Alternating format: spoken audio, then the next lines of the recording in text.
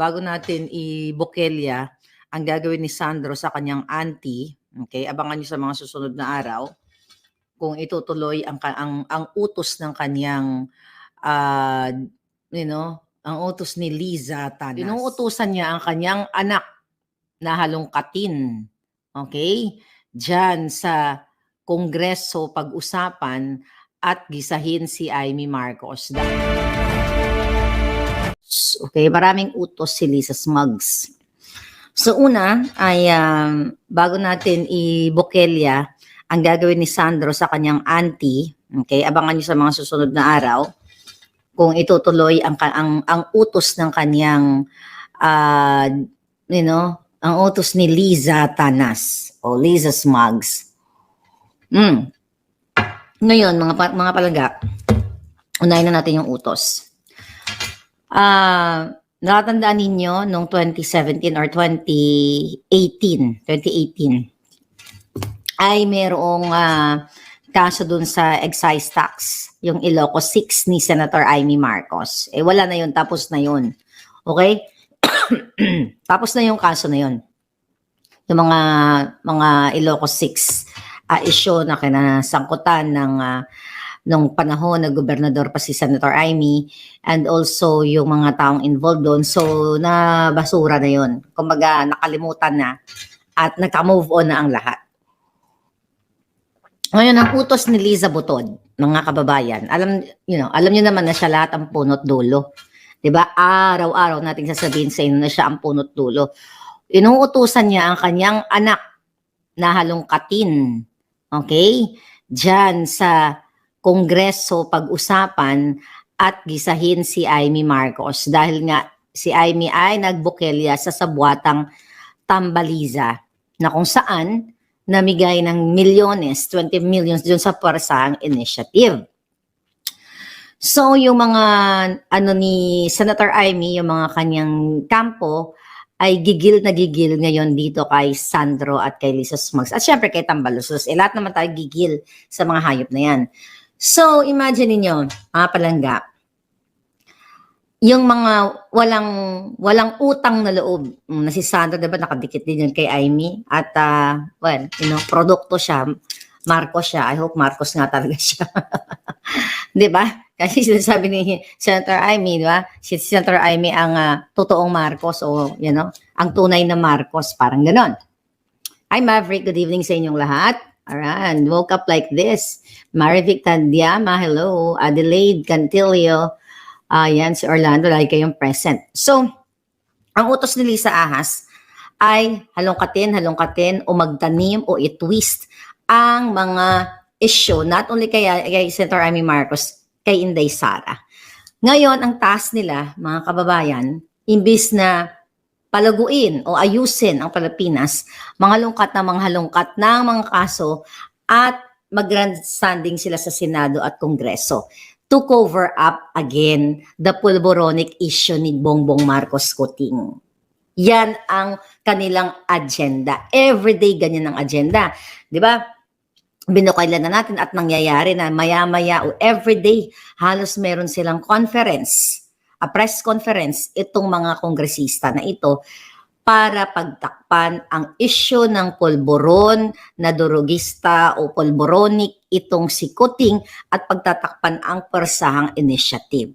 So para makalimutan ninyo, ang gagawin nila ay halongkatin ang mga lumang issue at tamna ng kaso o ilink katulad ni Inday Sara na nilink kay Pastor Kibuloy na siya ay tumanggap ng mga armas at si Pangulong Duterte. Kaya sabi ko sa inyo, this is very Lisa Smugs. Kaya wag natin titigilan yung expose na ginagawa ni Tambaluslos, ginagawa ni Lisa at ni Kuting. Dahil sa kabila ng kanilang mga kapike-pike ang mga fake news para sila sa pagkakaisa, pagbangon, hindi. Sila po ang nagdidistrongka. Sila ang sumisira sa ating lahat. Sila ang sisirain nila, syempre yung mga malalakas, yung mga may angas katulad natin dito. At syempre katulad ni Inday Sara, katulad din ni Senator Amy Marcos. And I believe, okay, I believe dito sa mga information na buboljakin ni Sandro sa utos ng kanyang nanay at ng kanyang tambaluslos, okay, na uncle, ay pipilayan nila si Amy Marcos, lalo na dito sa pagtanggal ng kanyang budget sa Senado, di ba? Isa yan sa in-expose natin talaga. Ngayon, sa kabila ng ng mga kadramahan ni Kuting, yung kahayupan niya na pa-attend ng kung saan-saan, drama, yung mga press release nila, alam natin lahat na behind the scene, sisirain kayo. Sisirain lahat. Katulad na lamang sa mga sundalo na nabawian ng buhay, pumunta ba si Kuting? Hindi. Okay? Wala pa rin. Sinilip ko, hindi pa rin siya pumupunta. Pating Sandra na yan, smart magic pala yan, sabi ni Albano Bobby. Yun na nga. Di ba may nag-inform sa atin dyan na prior, I think, night before the election, nagkabayaran daw ng 5,000 doon. But, we already know about the smart magic during 2022. Kasi Orlando, nasa signed affidavit na yan ni Attorney Glenn Chong. At ngayon, ano pa ang utos? Diba? Utos ito, lumang utos na pero ginagawa nila. 2 days ago, mga kababayan, umikot ang mga jotok ni Cheloy o ang mga presidential communications office and people na utosan ni Lisa yan. Halos lahat yan, hindi halos lahat yan utosan niya. Kung anong mando ng butod ng ahas gagawin. So last year, di ba, nag-launch sila ng lalabanan daw nila ang fake news. Tuturuan daw nila ang mga bata para ang mga estudyante para i-educate kung paano mapagmatsyag sa mga nababasa sa social media. So 2 days ago, ay first caravan daw nila doon sa Eastern Visayas, kung saan ay mayroong professional, yung mga estudyante daw ay nag-enjoy doon sa professional trials na ginawa ng Presidential Communications Office. Professional trials o troll trials. Di ba?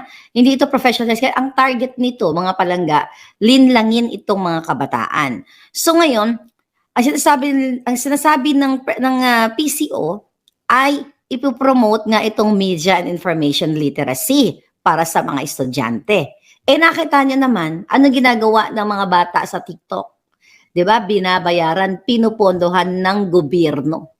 Pinupundohan ng gobyernong butod para atakihin ang mga taong kritiko katulad ni Sara, ni Amy, ni Kibuloy, ni Maharlika. Yan po ay funded ng gobyerno.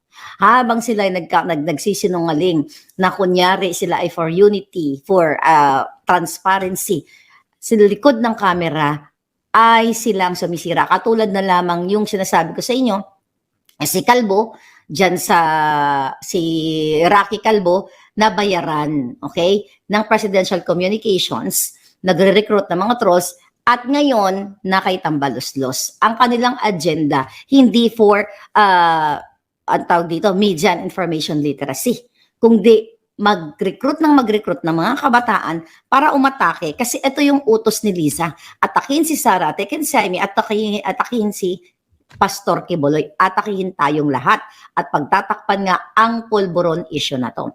Another thing, February 25, that's gonna be tomorrow. Anong date na ba ngayon? Kalimutan na yung date. Okay, 23 pa lang ngayon. So 24, 23, 20, 24 na dyan. No, 23. So the next day, sa masusunod na araw, sa February 25. Di ba? Anong ginagawa ng Presidential Communications? Tinapatan ang Feb 25.